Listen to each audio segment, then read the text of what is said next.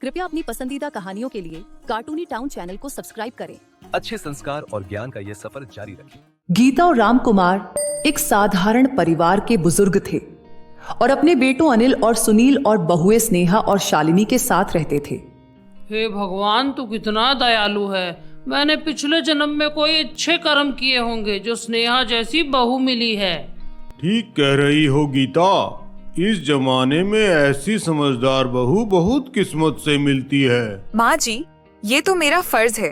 मैं भी तो माता पिता जैसे सास ससुर पाकर धन्य हो गई हूँ। थोड़ी देर बाद स्नेहा के बुलाने पर सभी डाइनिंग टेबल पर नाश्ते के लिए आ जाते हैं। ये लीजिए, आप सभी के लिए बेसन का चिल्ला और सुनील भैया तुम्हारा फेवरेट पास्ता। अरे स्नेहा बेटा, तूने तो सुनील को सर पे ही चढ़ा लिया है। सुबह सुबह वैसे ही घर में कितने काम होते हैं, ऊपर से सुनील के नखरे अलग होते हैं। और एक घर के कामों के लिए तू शालिनी को भी बुलाया करना। कहाँ है वो? माँ, वो शालिनी तो जिम गई है। तुम्हें पता है ना, वो हर रोज जिम जाती है, तो भाभी की मदद कैसे कर पाएगी इन घर कामों में। माँ, तुमने अभी याद किया था, देखो शालिनी आ गई है। भाभी, मैं बहुत थक गई हूँ, मेरे लिए प्रोटीन शेक बना दोगे क्या? अरे कह तो ऐसे रही है, थक गई जैसे पहाड़ तोड़ कर आई हो। प्रोटीन शेक बना दो। घर कामों में इस लड़की का बिल्कुल भी मन नहीं लगता है। माँ जी, आप शांत हो जाइए, मैं प्रोटीन शेक बना देती हूँ। रहने दीजिए भाभी, इतना सुनने के बाद मुझे प्रोटीन शेक पीने का कोई मन नहीं है। उसी शाम शालिनी सुनील से कहती हैं, सुनील, शादी को 6 महीने हो गए हैं। देखो ना, हम कितने दिनों से बाहर नहीं गए हैं। क्यों ना आज कहीं बाहर जाकर डिनर लें? प्लान तो अच्छा है शालिनी, मैं भाभी से पूछकर अभी बताता हूँ। अरे यार, ये फिर से भाभी का राग आलापना शुरू हो गया। अरे सुनील, इतनी छोटी सी बात के लिए भाभी से परमिशन लेने की क्या जरूरत है? चलो ना, चलते हैं। ठीक है, चलते हैं, तुम रेडी हो जाओ। दोनों रेडी होकर अपने रूम से बाहर आते हैं कि पीछे से स्नेहा कहती है, अरे सुनील, कहीं बाहर जा रहे हो क्या? हाँ भाभी, आज हम दोनों ने बाहर डिनर करने का प्लान किया है। शालिनी, तुम 2 मिनट भाभी के पास रुको, मैं अभी गाड़ी लेकर आता हूँ। शालिनी, तुमने बताया भी नहीं। मैं तो तुम्हारी पसंद का खाना बनाने वाली थी आज। भाभी, इतना अच्छा बनने की जरूरत नहीं है, ये हम दोनों की लाइफ है। आप क्यों बार बार इंटरफेयर करती हैं? इतना सुन स्नेहा चुप रह जाती है। थोड़ी देर में शालिनी और सुनील बाहर चले जाते हैं। शालिनी सुनील को उसकी भाभी और माँ के अगेंस्ट खूब भड़काती है। सुनील, तुम्हारी भाभी ने सारा मूड खराब कर दिया। अरे तुम तो ऑफिस चले जाते हो, पीछे से मम्मी और भाभी मुझ पर खूब रोब जमाती है और सारे दिन घर का काम करवाती है। अरे शालिनी, तुम जैसा कह रही हो वैसा कुछ नहीं है। भला माँ और भाभी तुम्हारे साथ ऐसा क्यों करेंगी? हाँ हाँ सुनील, तुम तो उन्हीं की तरफदारी करोगे। इतने दिनों से मैं तुम्हें कुछ भी नहीं कह रही थी। मैं जानती थी तुम मुझ पे भरोसा ही नहीं करोगे। शालिनी, मैंने कब कहा कि तुम झूठ बोल रही हो? अब अपना मूड ठीक करो। कितने दिनों बाद तो आज हम बाहर निकले हैं और रोकर तुमने अपना और मेरा दोनों का मूड खराब कर दिया। चलो अब अच्छा सा ऑर्डर करते हैं। ठीक है सुनील, अब तुम इतना ही कह रहे हो तो हम चाइनीज ऑर्डर करेंगे। देर रात दोनों घर आते हैं कि स्नेहा दरवाजा खोलती है। सॉरी भाभी, हम दोनों की वजह से आपको देर रात तक जागना पड़ा। कोई बात नहीं देवर जी। अच्छा भाभी, बहुत नींद आ रही है तो मैं सोने जा रहा हूँ। शालिनी, जरा 1 मिनट रुको तो सही। भाभी प्लीज, जो बोलना है जल्दी बोलो, मुझे बहुत नींद आ रही है। मुझे मालूम है तुमने देवर जी को माँ जी और मेरे खिलाफ भड़काया होगा। हम सब बहुत प्यार से इस घर में रहते हैं, प्लीज तुम ये मत किया करो। भाभी, खेल तो अब शुरू हुआ है। वैसे अच्छा ही है जो आपको सब पता चल गया है। अब खेल खेलने में और मजा आएगा। सुनील रूम में शालिनी का वेट कर रहा था कि तभी शालिनी जानबूझकर रोते हुए रूम में आती है। क्या हुआ डार्लिंग, तुम रो क्यों रही हो? कुछ नहीं सुनील, प्लीज मुझे माफ कर दो। अरे बताओ तो सही, भाभी ने कुछ कहा क्या? भाभी कह रही थी कि इस घर में उनका हुक्म चलता है। याद रहे, आगे से कोई भी काम करने से पहले पूछ लेना। क्या? विश्वास नहीं हो रहा भाभी ने ऐसा कहा। मैं अभी जाकर भाभी से बात करता हूँ। नहीं सुनील, मैं इस हंसते खेलते परिवार को तोड़ना नहीं चाहती। तुम्हारे लिए मैं सब सहन कर लूंगी। वैसे भी भाभी को लगता है कि मैं सारा दिन तुम्हें उनके खिलाफ भड़काती हूँ। अब सुनील के मन में शालिनी द्वारा कहीं बातें घर कर जाती हैं। कुछ दिनों बाद शालिनी, अब हमें जल्दी ही यहाँ से दिल्ली शिफ्ट होना होगा। हे भगवान, आज तो तूने मेरी सुन ली। क्यों, क्या हुआ सुनील? अरे मेरा प्रमोशन हुआ है। As a senior vice president मुझे दिल्ली ऑफिस में ज्वाइन करना होगा। कॉन्ग्रेचुलेशन सुनील, आज मैं बहुत खुश हूँ। पर मैं तुम्हारे साथ कैसे आ सकती हूँ?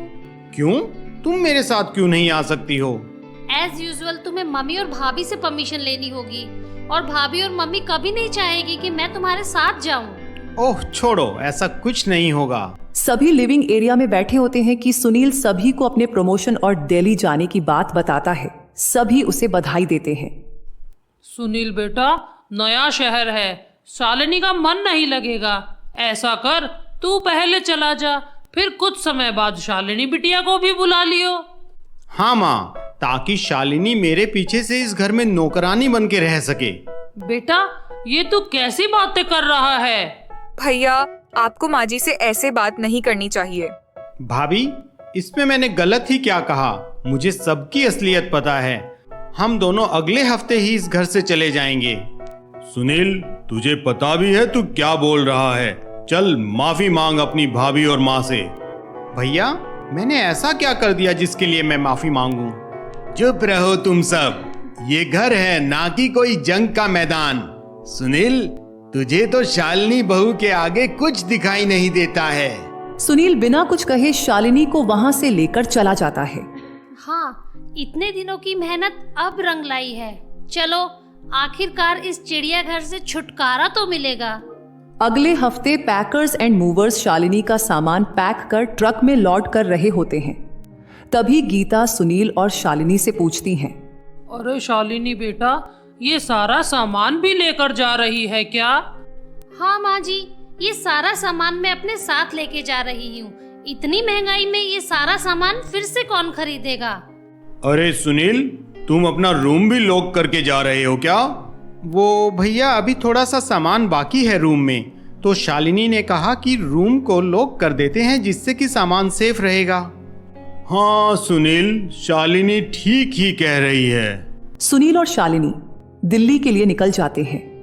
घर के सभी सदस्य दुखी होते हैं, पर शालिनी की खुशी का कोई ठिकाना नहीं होता है। दिल्ली पहुंचकर शालिनी, आज से ये है हम दोनों का नया घर। चलो अब मिलकर थोड़ी साफ सफाई कर लेते हैं। ओ सुनील, आज बहुत थक गए हैं। साफ सफाई कल कर लेंगे। हाँ, भूख भी बहुत लगी है। चलो ना कहीं जाकर डिनर करते हैं। दोनों डिनर के लिए बाहर चले जाते हैं। दूसरी तरफ सुनील के घर में कोई भी खाना नहीं खाता है। सबको सुनील की बहुत याद आ रही होती है। मैं सुनील भैया को कॉल करती हूँ। हम सबके बिना वो भी दुखी होंगे और उन्होंने भी कुछ नहीं खाया होगा।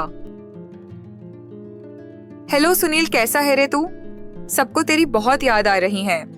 भाभी, मैं आपको बाद में कॉल करता हूँ। अभी हम दोनों डिनर कर रहे हैं। हाँ हाँ ठीक है, तुझे जब समय लगे तब कॉल कर लेना। ये सुनकर सभी डाइनिंग टेबल से उठकर अपने अपने रूम में चले जाते हैं। स्नेहा सारा खाना फ्रीज में रखकर किचन वाइंड अप कर सोने चली जाती है। ना जाने मेरे भाई सुनील को क्या हो गया है। शालिनी भी कुछ उखड़ी उखड़ी रहती है इन दिनों। हाँ जी, कुछ समझ नहीं आ रहा है। दिन भर भाभी भाभी करने वाला सुनील ऐसा बर्ताव क्यों कर रहा है? सुनील, इतनी जल्दी रेडी हो गए हो? कहीं जा रहे हो क्या? मैडम जी, ऑफिस जा रहा हूँ। अब प्रमोशन हुआ है तो काम भी तो बढ़ेगा ना। तुमने मुझे जगाया भी नहीं। तुम कितने टॉर्चर के बाद वहाँ से निकली हो। अब तुम्हें भी तो मेंटल पीस चाहिए ना। बस यही सोचा कि तुम्हें बिना बात पे क्यों जगाऊं। थैंक्स सुनील, मुझे सपोर्ट करने के लिए। चलो अब तुम रेस्ट करो, मुझे ऑफिस के लिए लेट हो रहा है। और हाँ, मेरे खाने की चिंता मत करना। ब्रेकफास्ट और लंच में बाहर कर लूंगा, बस तुम डिनर बना लेना। आज क्या ब्रेकफास्ट करना चाहिए? ऐसा करती हूँ, आज ब्रेकफास्ट के लिए पिज्जा ऑर्डर करती हूँ। तभी शालिनी की मम्मी का कॉल आता है। मम्मी, ओ मम्मी, थोड़ा टाइम जरूर लगा पर आपकी बताई सारी ट्रिक काम करती है। देखो ना, आज आपकी बेटी दिल्ली में बैठी है। तू बस दामाद जी को उनके घर से दूर रख, फिर दामाद जी बस तेरे ही आगे पीछे घूमेंगे। हाँ मम्मी, सुनील को उस घर से निकालना बहुत जरूरी था। एक सुनील ही तो थे जो लाखों की कमाई उठाते थे। जेठ जी की तो कोई खास कमाई है नहीं और सारा पैसा सुनील भाभी के हाथ में थमा देते थे। सारी चिंता छोड़ दे अब, तू तो बस आजादी भरी जिंदगी के मजे ले। अच्छा माँ, अब मैं फोन रखती हूँ। अरे सुनील, आ गए आप ऑफिस से? हाँ शालिनी, बहुत थक गया हूँ। मैं हाथ मुंह धोता हूँ, तुम बस डिनर लगा दो। वो सुनील, आज घर में कुछ था ही नहीं तो मैंने डिनर बनाया ही नहीं। चलो ना, मैं कुछ बाहर से ऑर्डर कर देती हूँ तुम्हारे लिए।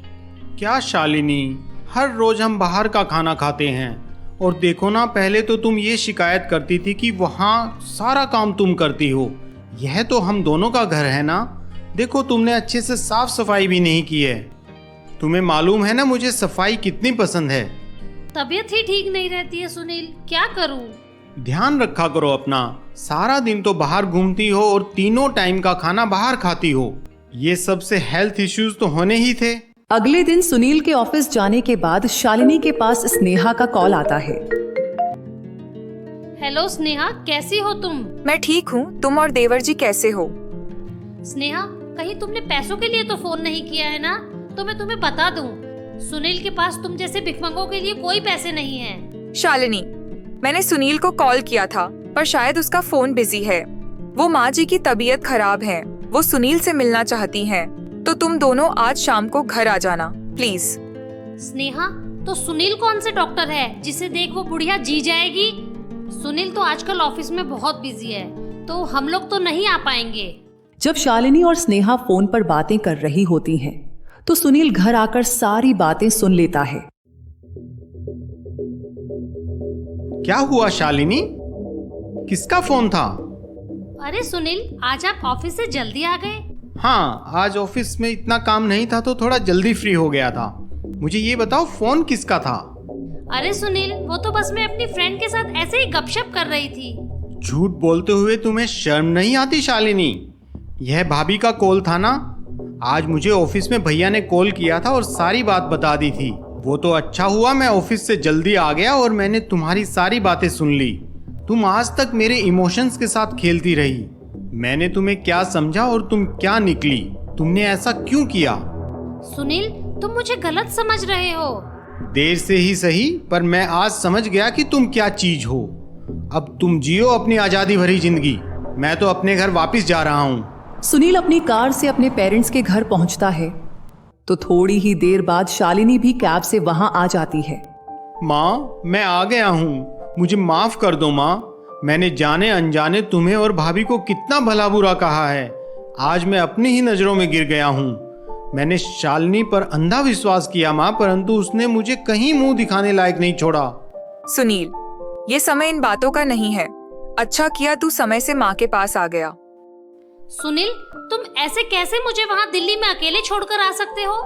तुम यहाँ पर क्यों आई हो? मैं तो चाहता ही नहीं कि तुम अब इस घर में आओ। मेरे प्यारे घर को बर्बाद करके अब क्या लेने आई हो तुम यहाँ? तुमने हमेशा भाभी से नफरत की है। अरे तुम मेरी माँ समान भाभी के बारे में जानते ही क्या हो? अरे सुनील, ऐसा तुम्हारी भाभी ने किया ही क्या है जो तुम उनकी एक बात नहीं टाल सकते? तुम्हें मालूम नहीं है, पर जब भाभी शादी करके इस घर में आई थी तो हमारे घर में सिर्फ एक कमरा था। चाहती तो भाभी वह कमरा अपने लिए रख सकती थी, परंतु उन्होंने वो कमरा मुझे दिया जिससे कि मैं अच्छे से पढ़ाई पूरी कर सकूं। भाभी ही नहीं बल्कि भैया ने भी अपनी आधी सैलरी मेरी पढ़ाई पर खर्च की है और भाभी ने कभी भैया को खर्चा करने से मना नहीं किया। चुप कर सुनील, तू यह सब बातें कहाँ लेकर बैठ गया? मैंने तो वो सब अपने परिवार के लिए किया था। भाभी, आज मुझे बोल लेने दीजिए। शालिनी, जो तुम बड़े गर्व से आज कहती हो ना सबको कि तुम्हारा पति एमएनसी में सीनियर वाइस प्रेसिडेंट है, वो सब इस देवी जैसी भाभी के कारण ही है। इतना सुन शालिनी पश्चाताप में डूब जाती है और रोते हुए स्नेहा और गीता से माफी मांगती है। रो नहीं शालिनी, तुम्हें अपनी गलती का एहसास हो गया है। इससे अच्छी बात और क्या हो सकती है। सुनील, आप भी मुझे माफ कर दीजिए। मैंने अपने बचपने में बहुत बड़ी गलती कर दी। सुनील बिना कुछ बोले वहां से चला जाता है। शालिनी, सुनील को इन सब बातों से बहुत दुख हुआ है।